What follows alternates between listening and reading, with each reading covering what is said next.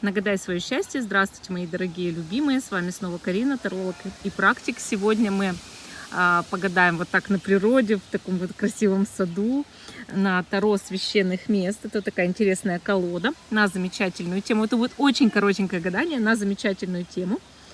Куда ведет вас судьба, в какие энергии.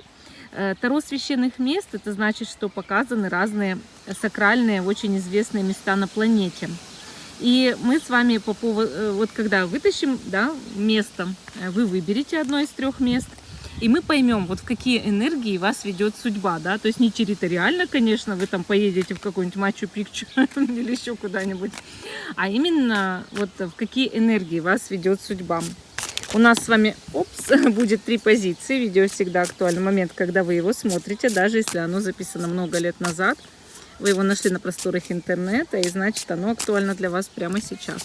Итак, кратенькое гадание, 3 места, да? 3 места достаем.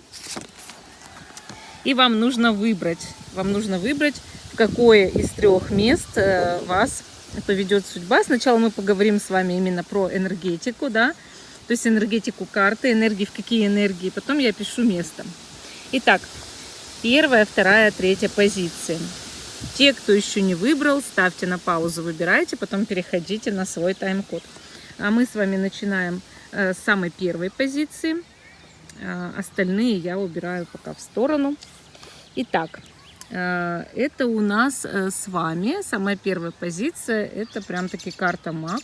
Это значит, что вас ведут высшие силы, самые высшие сферы, в сферу самостоятельности и, может быть, даже магии. То есть, когда у вас появляется тело Творца, и вы можете распоряжаться по своему усмотрению своей жизнью, то есть то, что вы манифестируете, то, что вы пытаетесь вообразить для себя как нужное, оно будет на физическом плане проявляться в вашей жизни. Это у нас Стоунхендж.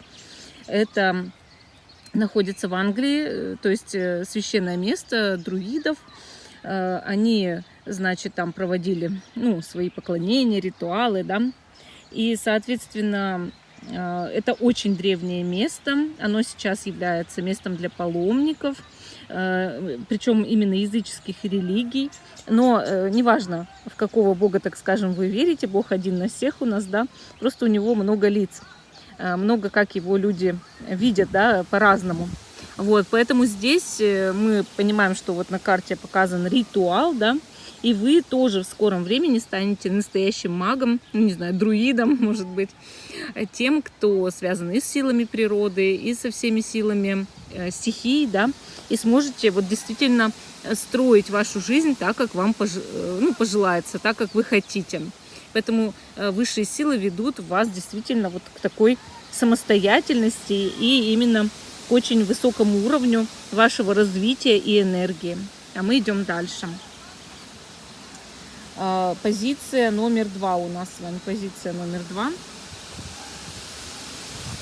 Куда вы идете, да? Куда вас ведут высшие силы, куда вас ведет судьба. Это аркан Суд. Вот смотрите, суд показывает, что вас судьба ведет к возрождению, к восстановлению, да. И здесь мы видим место Иерихон. Это западный берег реки Иордан. То есть там в Библии сначала в этом месте была осада, да, разрушение, а потом, естественно, полное возрождение.